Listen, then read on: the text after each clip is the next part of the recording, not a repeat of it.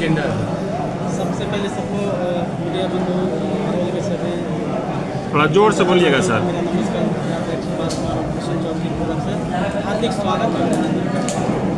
यहाँ पार्टी का विस्तार रूप से समीक्षा बैठक किया जाएगा।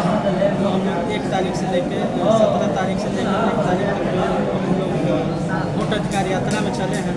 कौन पदाधिकारी कितना मेहनत किए हैं इसका हम लोग को लीड मिला, समीक्षा बैठक कर रहे हैं। उसके बाद हम लोग चुनाव 15 तारीख के बाद हम लोग का टिकट फाइनल होगा। उसके बाद आप लोग को हम बताएंगे कितने सीट पर हमारे निषाद समाज को टिकट मिल रहा है, कितने सीट पर जो यहाँ पे उपस्थित पदाधिकारी जो 4, 5 साल 10 साल से यहाँ पे लड़ रहे हैं उनको कितना फटका है। क्या गठबंधन में जितना सीट मांगा जाएगा नहीं मिलेगा तो क्या मुकेश सहनी भाजपा की तरफ मुड़ सकते हैं? ऐसा नहीं है, मतलब हम लोग का तो मांग है 60 सीट पे और तो सुप्रीमो के बाद सुप्रीमो समझेंगे। जिला पदाधिकारी है, जिला के लेवल पर जो बात होगा उसको हम जितना जल्द अगर वहाँ से आ जाएगा लिस्ट की जो सरकार देश होगा यहाँ से इतना सीट मिले उसी हिसाब से आप मुकेश सहनी का आरक्षण मांग है। भाजपा एंड टाइम में अगर आरक्षण दे देती है तो क्या मुकेश सहनी भाजपा की तरफ मुड़ जाएंगे? तो हमेशा से बोलते हैं कि अगर मान ली कि मुकेश सहनी को आरक्षण अगर दे देते हैं तो जान मांगिएगा तो जान भी दे देंगे। तो तेजस्वी को छोड़ देंगे?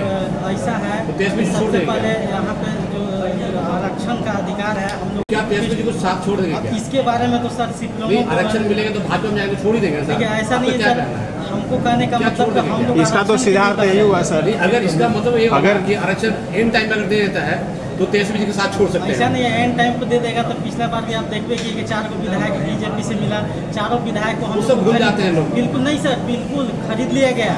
उसके बाद अभी हम लोग जमीनी स्तर पर संघर्ष जारी है और ज़्यादा से ज़्यादा हम लोग चाहेंगे कि भाई जिस पे 60 सीट हम लोग को मिलने वाला है उसमें ज़्यादा से ज़्यादा निषाद समाज लड़े, क्योंकि निषाद समाज जब लड़ेगा जीतेगा तो कम से कम हम लोग को कोई खरीद नहीं पाएगा। पहले ही क्या है नहीं है विधानसभा सर आपका दावादारी कर रहे हैं। देखिए अभी कुछ कहा नहीं जा सकता, लेकिन बहुत सारे उम्मीदवार हैं। फिलहाल अभी जो हम लोग के चेहरे के सामने तो उनका सितारा जैसे आए हैं, एक धनंजय जी हैं और एक विश्वनाथ चौधरी हैं अरवल से। तो ये दोनों उम्मीदवार भावी उम्मीदवार हैं। अभी आगे चुनाव बहुत है, जब तक अभी क्लियर नहीं सीट होता उसके बाद हम कुछ कहा नहीं। क्या लगता है आपके वोट को काट पाएंगे?